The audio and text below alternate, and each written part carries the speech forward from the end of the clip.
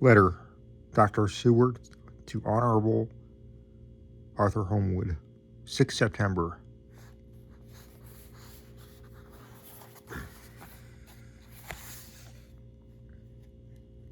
My dear Art, my news today is not so good. Lucy this morning had gone back a bit. There is, however, one good thing which has arisen from it. Mrs. Westenra was naturally anxious concerning Lucy and has consulted me professionally about her. I took advantage of the opportunity and told her that my old master, Van Helsing, the great specialist, was coming to stay with me, and that I would put her in his charge conjointly with myself. So now we can come and go without alarming her unduly, for a shock which so to her would mean sudden death. And this, in Lucy's weak condition, might be disastrous to her. We are hedged with difficulties, all of us, my dear poor fellow, but please, God, we shall come through them all right. If any need, I shall write, so that if you do not hear from me, take for granted that I am simply waiting for news. In haste, yours ever, John Seward. Dr. Seward's Diary, 7 September.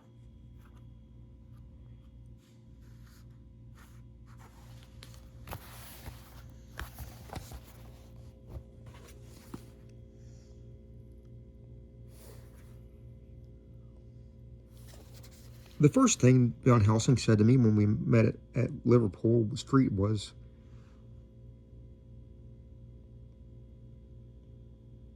"Have you said anything to our young friend, the lover of her?" "No," I said. "I waited till I had seen you, as I had said in my telegram."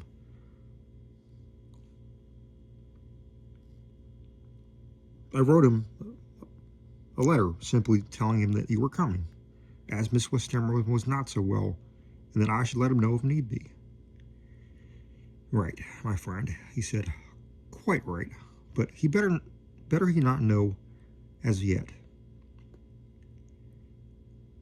"Perhaps he will never know." "I pray so, but if it be needed, then he shall know all. And, my good friend John, let me caution you.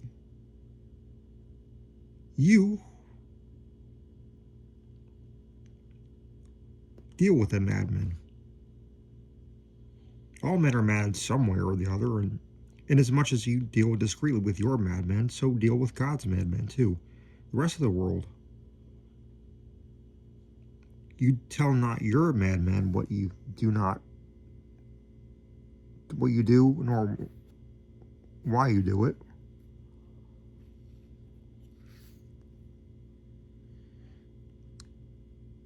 You tell them not what you think. You shall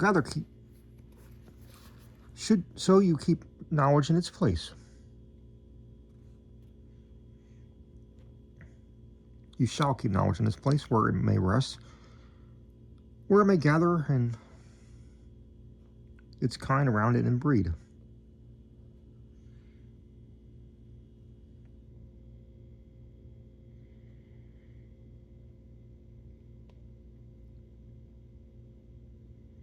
You and I shall keep as yet what we know here and here." He touched me on the heart and then on the forehead, and then touched himself the same way. "I have for myself thoughts at the present. Later I shall unfold to you." "Why not now?" I asked. "It may do some good. We may arrive at some decision." He looked at me and said, "My friend John, when the corn is grown even before it is ripened, while the milk of its mother earth is in him, and the sunshine has not yet begun to paint him with its gold, the husbandman, he pulled the ear, rub him between the rough hands, and blow away the green chaff, and say to you, 'Look, he's good corn. He'll make a good crop when the time comes. I did not see the application and told him so. For a reply, he reached over and took my ear in his hand and pulled it playfully as he used to long ago do at lectures, and said, "The good husbandman tell you so that because he knows, but not till then. But you do not find the good husbandman dig up his planted corn to see if he grow. That is for the children who play at husbandry, and not for those who take it as of the work of their life. See you now, friend John? I have sown my corn, and nature has her work to do in making it sprout. If he sprout at all, there's some promise, and I wait till the ear begins to swell." He broke off, or he evidently saw that I understood. Then he went on gravely. "You always were a careful student, and your casebook was ever more full than the rest. And I trust that good habits have not failed. Remember, my friend, that knowledge is stronger than memory, and we shall not trust the weaker. Even if you have not kept the good practice, let me tell you that this case of our dear miss is one that may be, mind, I say may be, of such interest to us and others that all the rest may not make him sick, kick the meme.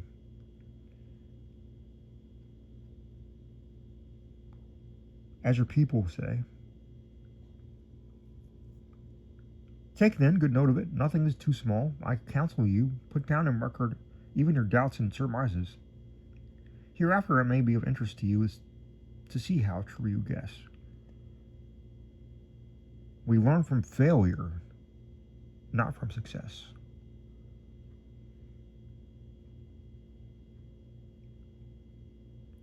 When I described Lucy's symptoms as the same as before, but infinitely more marked, he looked very grave, but said nothing.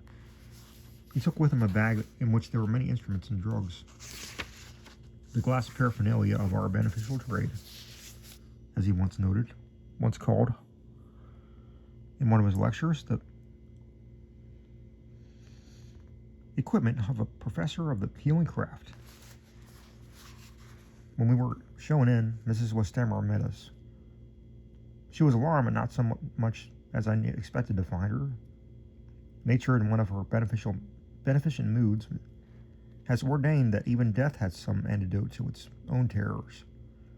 Here, in a case where any shock may prove fatal, matters are so ordered that, from some cause or the other,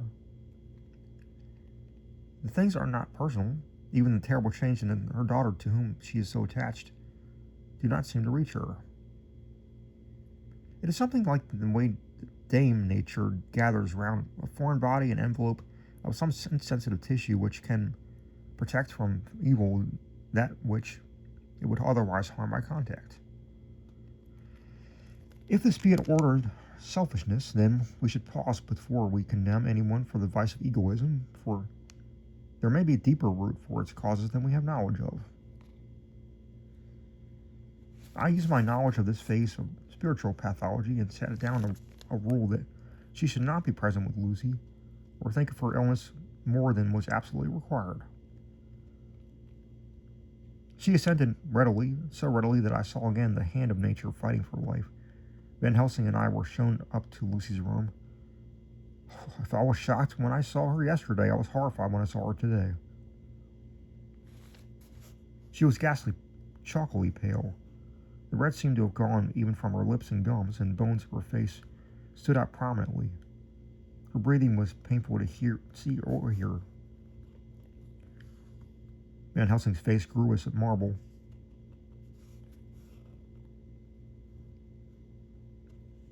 And his eyebrows converged till they almost touched over his nose.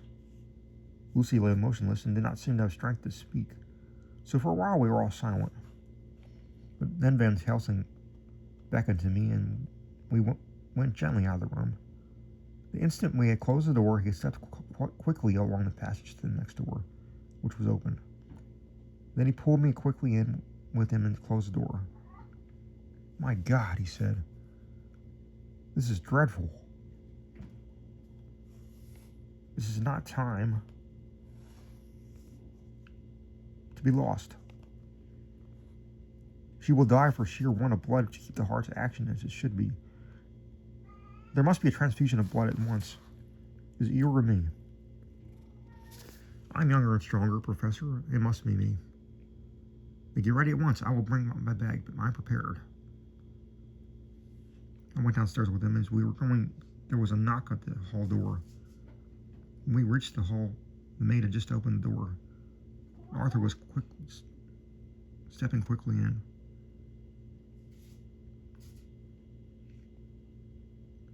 He rushed up to me, saying in an eager whisper, "Jack, I was so anxious. I read between the lines of your letter, and I've been in an agony. The dad was better, so I ran out here to see for myself. Is it not that gentleman, Dr. Van Helsing?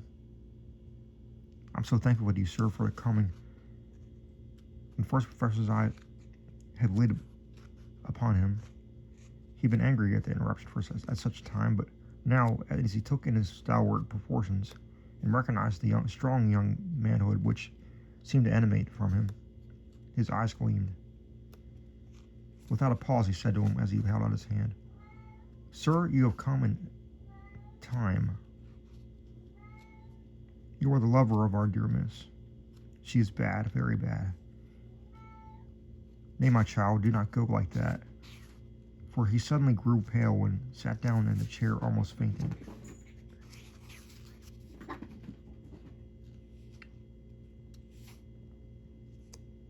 "You are to help her. You can do more than any that live, and your courage is your best help." "What can I do?" asked Arthur hoarsely. "Tell me, and I shall do it. My life is hers. I would give it the last drop of blood in my body for her."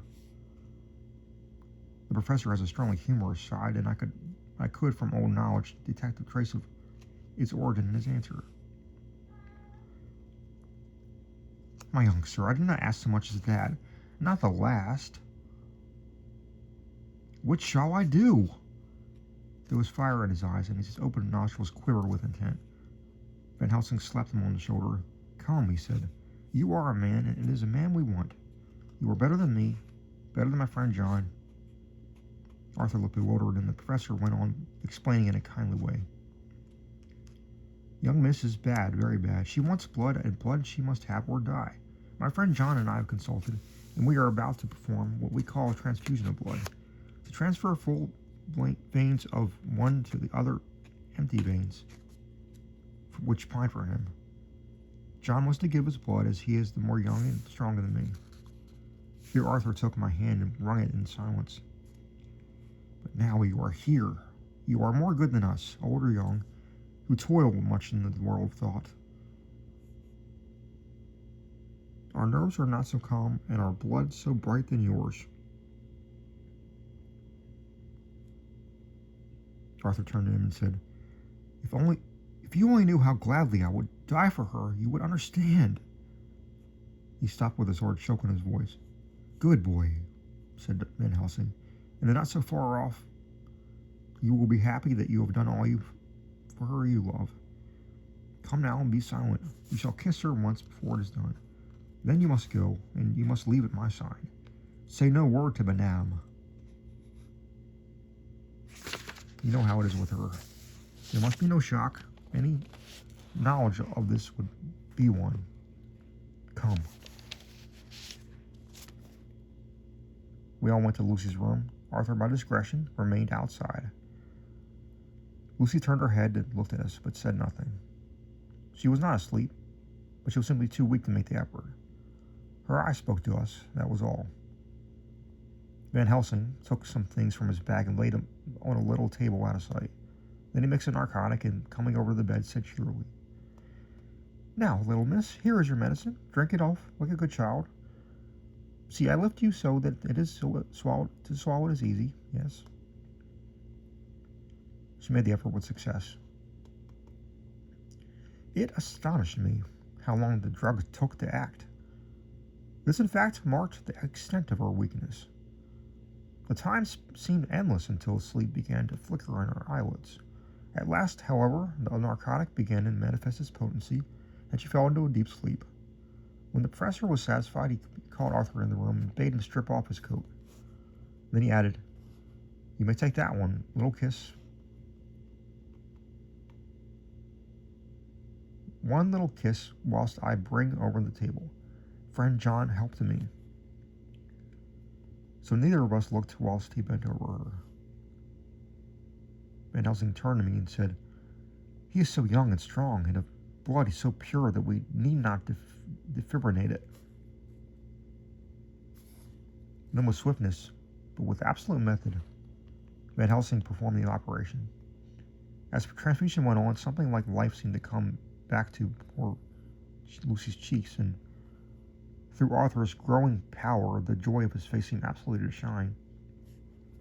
After a bit, I began to grow anxious, for the loss of blood was telling on Arthur, but strong man as he was, it gave me an idea of what terrible strain Lucy's system must have undergone, then what weakened Arthur only partially restored her.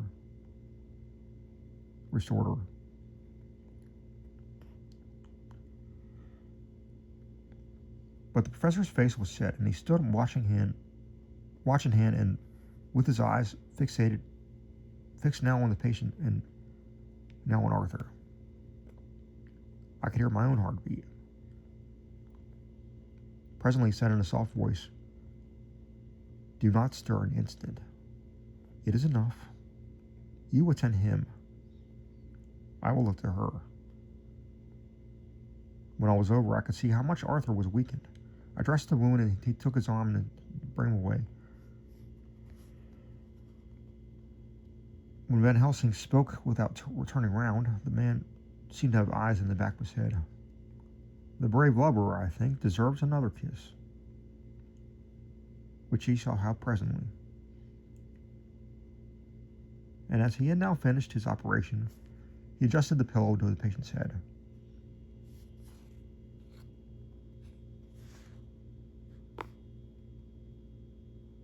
As he did so, the black narrow velvet band which he seemed always to wear around her throat, buckled with an old diamond buckle which her lover had given her, was dried up a little bit and showed a red mark on her throat. Arthur did not notice it, but I could hear the deep hiss of indrawn breath, which is one of Van Helsing's ways of betraying emotion. He said nothing at the moment, but he turned to me, saying, "Now take down our brave young lover, give him some of port wine. Give him up the port wine and let him lie down a while.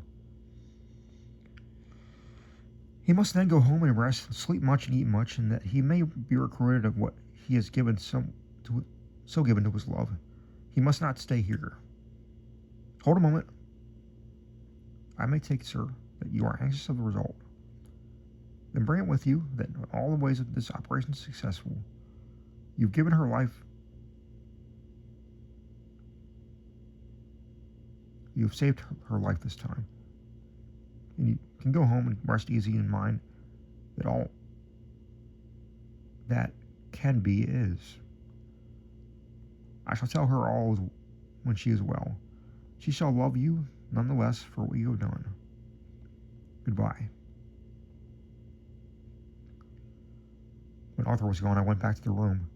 Lucy was sleeping gently, but her breathing was stronger. I could see the counterpane move as her breast heaved.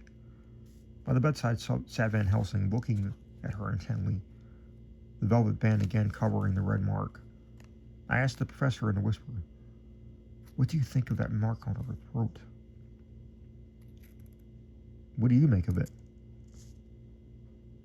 "I have not examined it yet," I answered, and then there proceeded to loose the band.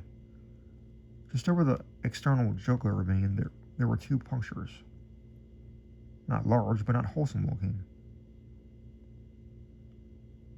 There was no sign of disease, but the edges were white and worn-looking, as if by some trituration.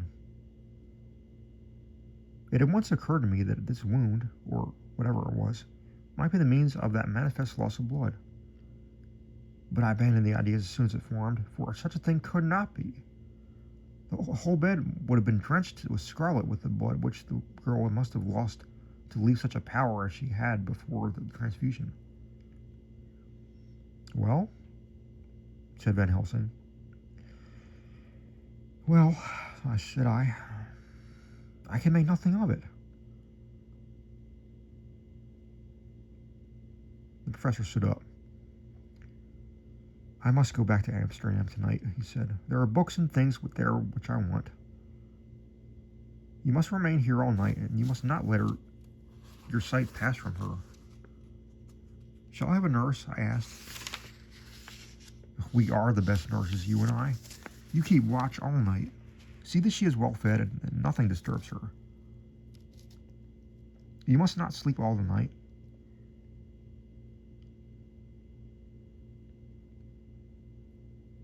Later on we can sleep, you and I. I shall be back as soon as possible, and then we may begin. May begin? I said. What on earth do you mean? We shall see, he answered as he hurried out. He came back a moment later and put his head inside the door and said with a warning finger held up, Remember, she is your charge. If you leave her, and harm befell, you shall not sleep easy hereafter.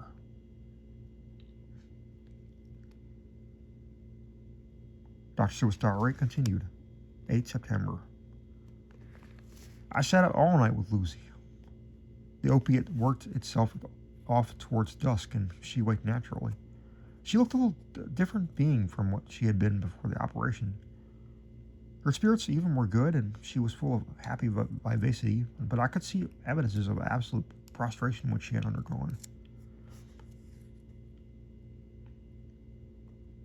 When I told Mrs. Westermer that Dr. Van Helsing had directed that I should sit up with her, she almost pooh-poohed the idea, pointing out that her daughter's renewed strength were in excellent spirits, and I was firm, however, and made preparations for my long vigil. When her maid had prepared her for the night, I came in, having in the meantime had supper, and took a seat by the bedside. She did not in any way make objection, but looked at me gratefully when I did what I caught her eye.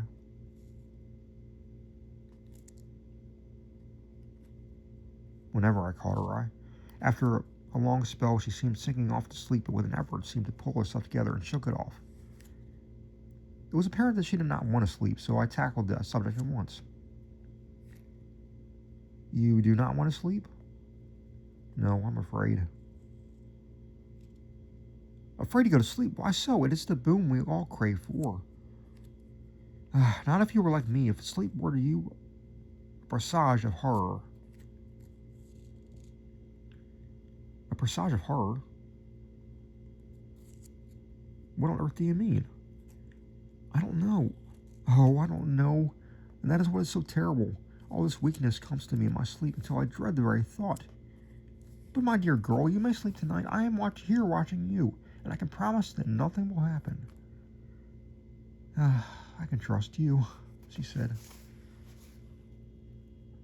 I seized the opportunity and said, I promise that if I see any evidence of bad dreams, I will wake you at once. You will? Oh, will you really? How good you are to me. Then I will sleep. And almost at the word, she gave a deep sigh of relief and sank back asleep. All night long I watched by her. She never stirred, but slept on in a deep, tranquil, life-giving, health-giving sleep. Her lips were slightly parted, but her breast rose and fell with the regularity of a pendulum. There was a smile on her face, and it was evident that no bad dreams had come to disturb her peace of mind. In the early morning, her maid came, and I left her in her care, and took myself back home, for I was anxious about many things. I sent a short wire to Van Helsing and on to author.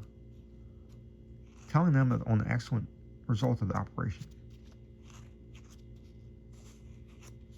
My own work, with its manifold arrears, took me all day to clear off. It was dark when I was able to inquire about my zoophagous patient. The report was good. He had been quiet for the past day and night. A telegram came from Van Helsing at Amsterdam while I was at dinner, suggesting that I should be at Amsterdam at Hillingham tonight, as it may be well to be at my hand, stating that he was leaving by the night mail and would join me early in the morning. 9 September. Oh, I was pretty tired and worn out when I got to Hillingham. For 2 nights I had hardly slept, had a wink, and my brain was beginning to feel that numbness which marks cerebral exhaustion. Lucy was up and in cheerful spirits. When she took hands with me, she looked sharply in my face and said, "Oh, no sitting up tonight for you. You are worn out. I am quite well again." "Indeed, I am. And if there is to be any sitting up, it is I who will sit up with you." I would not argue the point, but went on to have my supper.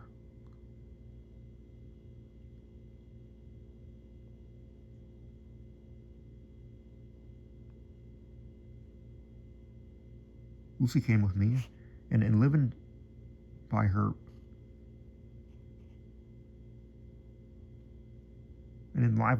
charming presence, I made an excellent meal and had a couple of glasses of the more than excellent port. Then Lucy took me upstairs and showed me a room next to her own, where a cozy fire was burning. "Now," she said, "you must stay here. I shall leave this door open and my door too. You can lie on the sofa, for I know that nothing would induce any of you doctors to go to bed whilst there is a patient above the horizon. If I want anything, I shall call out, and you shall come to me at once." I could not but acquiesce, for I was dog-tired. I could not have sat up had I tried. So on renewing her promise to call me if she should want anything, I lay on the sofa and forgot about everything.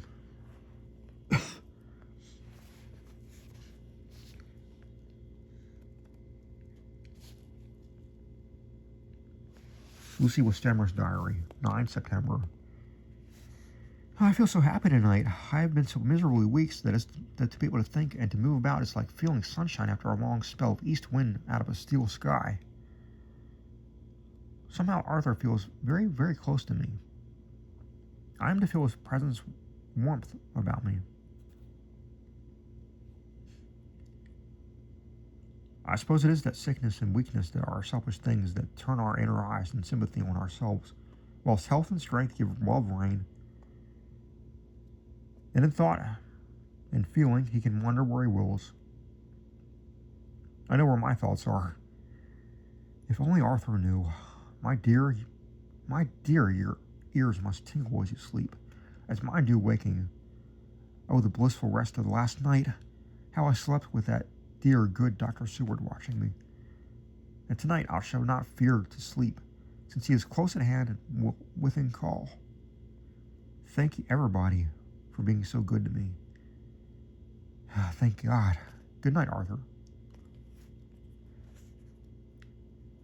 Dr. Seward's diary, 10 September. I was conscious of the professor's hand on my head and started to wake all in a second. That is one of the things that we learn in an asylum at any rate. And how was our patient? Oh, well, when I left her, or rather when she left me, I answered, "Come, let us see," he said, and together we went into the room. The blind was down and went over to raise it gently, whilst Van Helsing stepped with a soft cat-like tread over to the bed. As I raised the blind and the morning sunlight flooded the room, I heard the professor's low hiss of inspiration, and knowing its rarity, a deadly shot feared through my heart. As I passed over, he moved back, and with his exclamation of horror, "Gott in Himmel!" needed no enforcement from his agonized face. He raised his hand and pointed to the bed. His iron face was drawn in ashen white. I felt my knees begin to tremble. There, on the bed, seemingly in a swoon, lay poor Lucy, more horribly white and wan than ever. Even the lips were white, and the gums seemed to have shrunken back from the teeth, as we sometimes see in a corpse after prolonged illness. Van Helsing raised his foot to stamp in anger, but the instinct of his life and all the long years of habit stood to him, and he put it down again softly. "Quick," he said, "bring the brandy." I flew to the dining room and returned with a decanter. He wetted the poor white lips, and together we rubbed palm and wrist and heart. He felt her heart, and after a few moments of agonizing suspense said, "Oh, it is not too late. It beats, though, but feebly. All our work is undone. We must begin again. There is no young Arthur here now. I have to call on you yourself this time, friend John." As he spoke, he was dipping into his bag and producing the instruments of transfusion. I had taken off my coat and rolled up my shirt sleeve. There was no possibility of an opiate just at present, and no need of one, so, without a moment's delay, we began operation.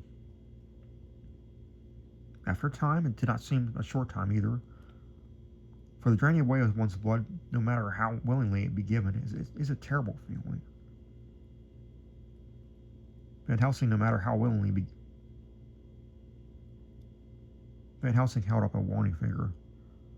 "Do not stir," he said, "but I fear that growing strength she may wake, and that would make danger, oh, so much danger. But I shall precaution take. I shall give hypodermic injection of morphia." He proceeded then, and swiftly and deftly, to carry out his intent. The effect on Lucy was not bad, for the faint so seemed to merge subtly in a narcotic sleep. It was with a feeling of personal pride that I could see a faint tinge of color steal back into the pallid cheeks and lips. No man knows till he experiences it for what it is to feel his own lifeblood drawn away into the veins of the woman he loves. The professor watched me critically. "Oh, that'll do," he said. "Already?" I remonstrated. "You took a great deal more than from art." To which he smiled a sad sort of smile as he replied, "He is her lover, her fiancé. You have work, much work to do for her and for others, and the present will suffice." When we stopped operation, he attended to Lucy, whilst I applied digital pressure to my own incision. I laid down whilst I waited his leisure to attend to me, for I felt faint and a little sick. By the by, he bound up my wound and sent me downstairs to get a glass of wine for myself. As I was leaving the room, he came after me and half whispered, "Mind, nothing must be said of this. If our young lover should turn up unexpected as before, no word to him. It would at once frighten him and jealous him too. There must be none. So."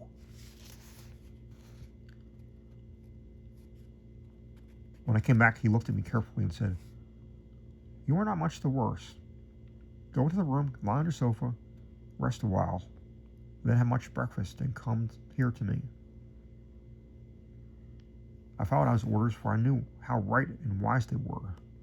I had done my part, and now my next duty was to keep up my strength.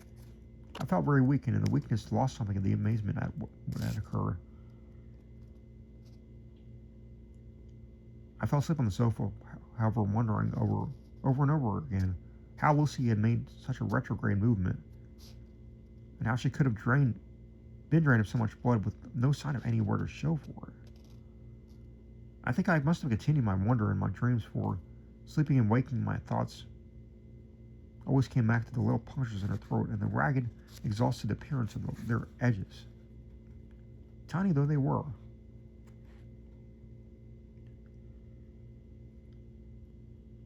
Lucy slept well into the day, and when she woke, she was fairly well and strong, though not nearly as much as the day before. When Van Helsing had seen her, he went out for a walk, leaving me in charge, and with strict injunctions that I was not to leave her for a moment. I could hear his voice in the hall, asking the way to the nearest telegram office.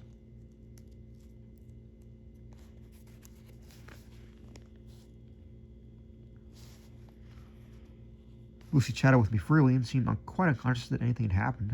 I tried to keep her amused and interested. When her mother came to see her, she did not notice any change whatever, but said to me gratefully, "We owe you so much, Dr. Seward, for all you have done. But you really must now take care not to overwork yourself. You are looking pale yourself. You want a wife to nurse and to look after you a bit, that you do." As she spoke, Lucy turned crimson, though it was only momentarily, for her poor wasted veins could not stand for long an unwanted drain to the head. The reaction came in excessive power as she turned imploring eyes on me. I smiled and nodded and laid my finger on my lips. With a sigh, she sank back amid her pillows. Van Helsing returned in a couple hours and presently said to me, "Now you go home and eat much and drink enough. Make yourself strong. I stay here tonight. I shall sit up with little miss myself. You and I must watch the case, and must have none other than to know. I have grave reasons. No, do not ask me. Think what you will. Do not fear to think even the most not improbable. Good night."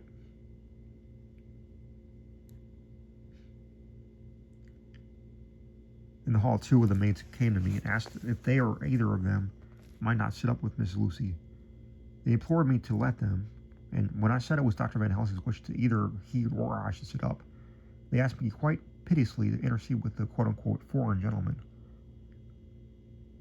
I was much touched by their kindness, for perhaps it is because I am weak at present, and perhaps it was on Lucy's account, that their devotion was manifested.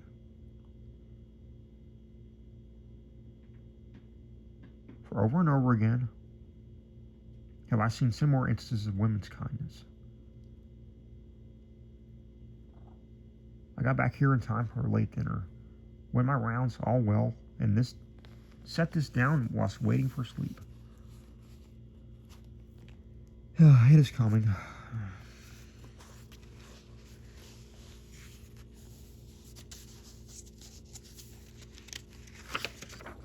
11 September. This afternoon I went over to Hillingham, found Van Helsing in excellent spirits, and Lucy much better. Shortly after I had arrived in, a big parcel from abroad came for the professor. He opened it with much impressment. Amused, assumed, of course, that it showed a great bundle of white flowers. "These are for you, Miss Lucy," he said. "For me? Oh, Dr. Van Helsing." "Yes, my dear, but not for you to play with. These are medicines." Here Lucy made a wry face. "Nay, but they are not to take in decoration or in nauseous form, so you do not need to snub that so charming nose. Or I shall point out to my friend Arthur what woes he may have to endure in seeing so much beauty that he loves so much distort. Aha, my pretty miss, that brings the so nice nose all straight again. This is medicinal, but you do not know how.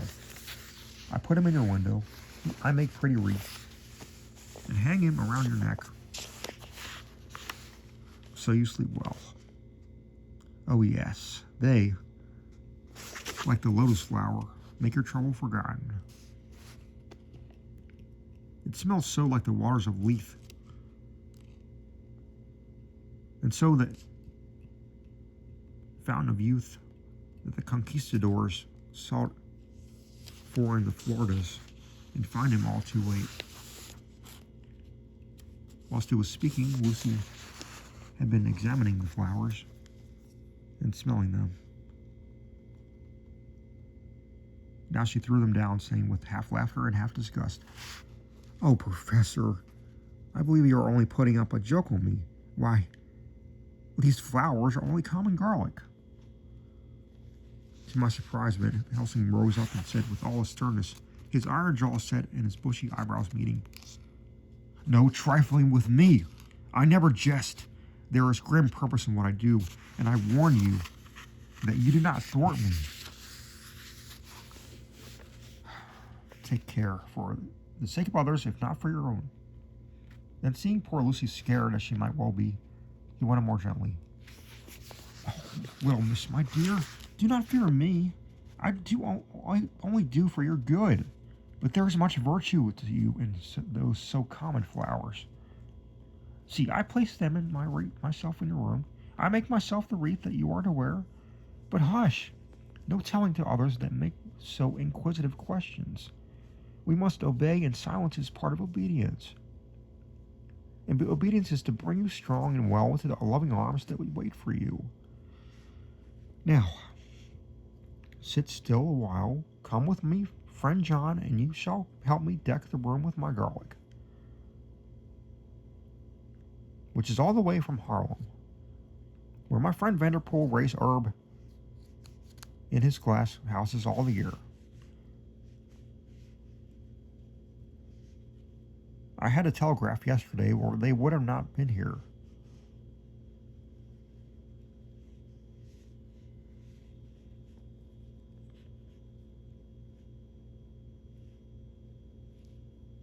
We went to the room, taking the flowers with us. The professor's actions were certainly odd, not to be found in any pharmacopoeia that I have ever heard of. First, he fastened the windows and latched them securely. Next, taking a handful of the flowers, he rubbed them all over the sashes, as though to ensure every whiff of air might get in would be laden with the garlic smell. Then, with a wisp, he rubbed all over the jamb of the door. Again, above, below, and each side, and round the fireplace in the same way. It all seemed grotesque to me, and presently I said, "Oh, well, Professor, I know you always have a reason for what you do, but this certainly puzzles me. It is well we have no skeptic here, or he would say that you were working some spell to keep out an evil spirit." "Perhaps I am," he answered quietly, as he began to make the wreath which Lucy was to wear around her neck.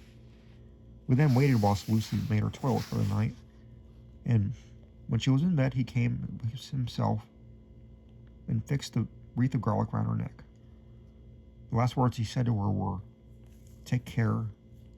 You do not disturb it, and even if the room feel close, do not tonight open the window or the door." "I promise," said Lucy, "and thank you both 1,000 times for your kindness, all your kindness to me. Oh, what have I done to be blessed with such friends?" As we left the room in my fly, which was waiting, Van Helsing said, "Tonight, I can sleep in peace. And sleep I want. 2 nights of travel, much reading in the day between, and much anxiety on the day to follow, and the night to sit up without to wink. Tomorrow, in the morning, early, you call for me, and we come together to see our pretty miss. So much more strong for my spell, which I have work. Ho, ho."